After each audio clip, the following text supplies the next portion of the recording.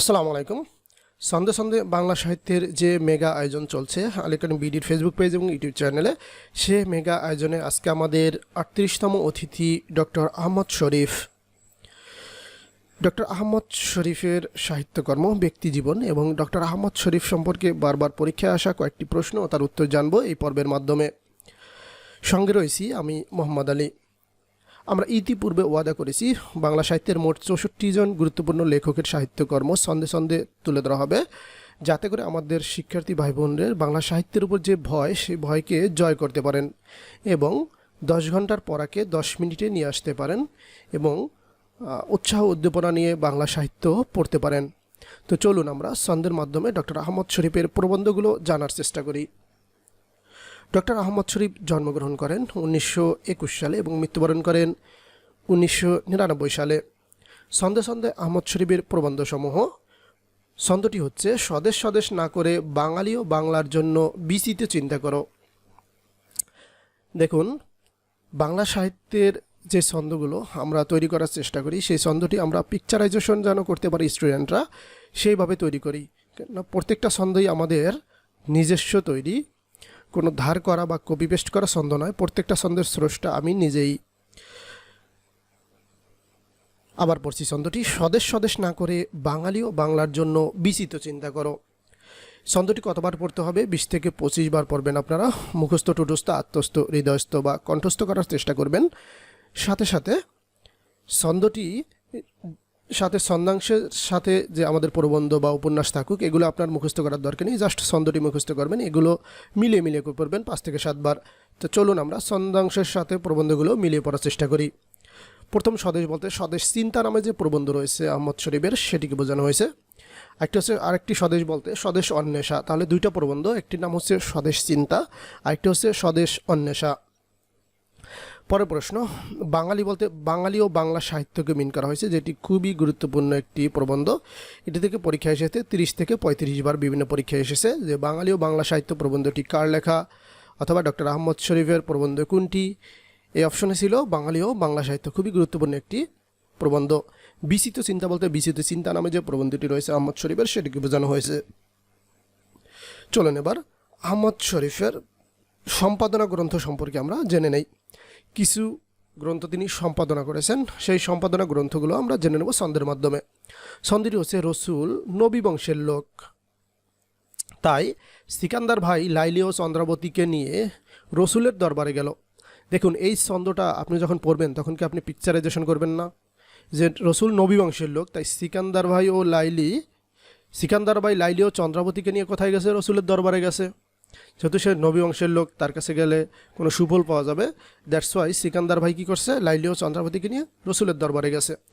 এই ছন্দটি কার না মনে থাকবে বন্ধুরা? আশা করি ২ থেকে ৩ বার পড়লেই মনে থাকবে। সেখানে আমি আপনাদের পড়তে বলি ২০ থেকে ২৫ বার। ২০ থেকে ২৫ বার পড়লে আপনার এটা মুখস্থ, ঠোঁটস্থ, আত্মস্থ, হৃদয়স্থ বা পরীক্ষার খাতায় ভূমিষ্ঠ করার উপযোগী হয়ে যাবে। পরীক্ষায় অপশন দেখা মাত্রই আপনারা উত্তর করতে পারবেন তখন। তো চলুন ছন্দাংশের সাথে আমরা সম্পাদনা গ্রন্থগুলো মিলিয়ে পড়ার চেষ্টা করি। রসুল বলতে রসুল চরিত এবং রসুল বিজয় নামে দুটি সম্পাদনা গ্রন্থ রয়েছে, সেটিকে মিন করা হয়েছে। এখানে কিন্তু দুইটি সম্পাদনা গ্রন্থ, একটি হচ্ছে রসুল চরিত, আরেকটি হচ্ছে রসুল বিজয়। রসুল বিজয়, আরেকটি হচ্ছে রসুল চরিত। নবী বংশ বলতে নবী বংশ নামে আহমদ শরীফের একটি সম্পাদনা গ্রন্থ রয়েছে, সেটিকে বোঝানো হয়েছে। সিকান্দার বলতে সিকান্দার নামে একটি সম্পাদনা গ্রন্থ রয়েছে। লাইলি বলতে লাইলি মজনু নামে সম্পাদনা গ্রন্থ রয়েছে আহমদ শরীফের। চন্দ্রাবতী বলতে চন্দ্রাবতী নামে সম্পাদনা রয়েছে আহমদ শরীফের, সেটিকে মনে করা হয়েছে। আমি আপনাদের মনে রাখার আরেকটা সহজ ট্রিক্স অ্যান্ড টেকনিক বলে দিই, সেটি হচ্ছে, যদি দেখেন আধুনিক সাহিত্যে এই নামগুলো প্রত্যেকটাই কিন্তু মধ্যযুগের।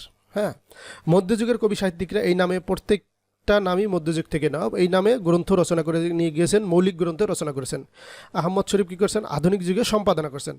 যদি লেখা থাকে নিচের কোনটি আহমদ শরীফের সম্পাদনা গ্রন্থ এবং যদি মনে হয় এইগুলো মধ্যযুগের নামে আছে, তাহলে চোখ বন্ধ করে আহমদ শরীফের এইগুলোকে আনসার করে দেবেন।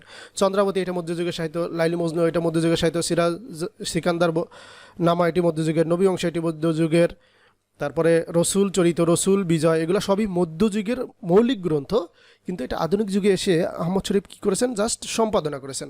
সো সম্পাদনা যদি উল্লেখ থাকে এবং সেখানে যদি মধ্যযুগের এই সাহিত্যগুলো উল্লেখ থাকে তাহলে চোখ বন্ধ করে আপনি বলতে পারবেন এগুলো আহমদ শরীফের লেখা বা আহমদ শরীফের কামকাজ এগুলা।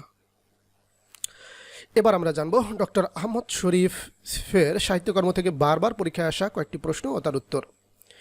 আহমদ শরীফের জন্ম পটিয়া, চট্টগ্রাম। 2 নং প্রশ্ন, আহমদ শরীফের প্রবন্ধ সংস্কৃতি প্রবন্ধটিকে লিখেছেন আহমদ শরীফ লিখেছেন। 3 নং প্রশ্ন, আহমদ শরীফ বাংলা একাডেমি পুরস্কার লাভ করেন কত সালে? 1968 সালে। আহমদ শরীফের মৃত্যু সন কোনটি? উত্তর হচ্ছে 1999। 5 নং প্রশ্ন, আহমদ শরীফ রচিত প্রবন্ধ কোনটি? উত্তর হচ্ছে বিচিত্র চিন্তা। 6 নং প্রশ্ন, বাঙালি ও বাংলা সাহিত্য গ্রন্থটির রচয়িতাকে? উত্তর হচ্ছে আহমদ শরীফ। 7 নং প্রশ্ন, আহমদ শরীফ 21শে পদক লাভ করেন কত সালে? উত্তর হচ্ছে 1991 সালে। 8 নং প্রশ্ন, নবী বংশ গ্রন্থের সম্পাদক কে? উত্তর হচ্ছে আহমদ শরীফ। সিকান্দার নামা গ্রন্থটি সম্পাদনা করেন কে? উত্তর হচ্ছে আহমদ শরীফ। 10 নং প্রশ্ন, স্বদেশ অন্বেষা প্রবন্ধটির রচয়িতাকে? উত্তর হচ্ছে আহমদ শরীফ। তাহলে আজকে এ পর্যন্তই ছিল বন্ধুরা ডক্টর আহমদ শরীফ সম্পর্কে বেসিক আলোচনা। আশা করি আমাদের ভিডিও টিউটোরিয়ালগুলো আপনাদের ভালো লেগে থাকে। যদি ভালো লেগে থাকে তাহলে বন্ধুদের সাথে শেয়ার, সাবস্ক্রাইব এবং কমেন্টস করতে ভুলবেন না। অথবা পরবর্তী ভিডিও কোন টপিকের উপর বানালে আপনার বেশ উপকার হয় সেই বিষয়ে মতামত তুলে ধরতে পারেন আমাদের কমেন্ট সেকশনে। সবাই ভালো থাকুন আর প্রচুর পড়াশোনা করুন। আল্লাহ হাফেজ।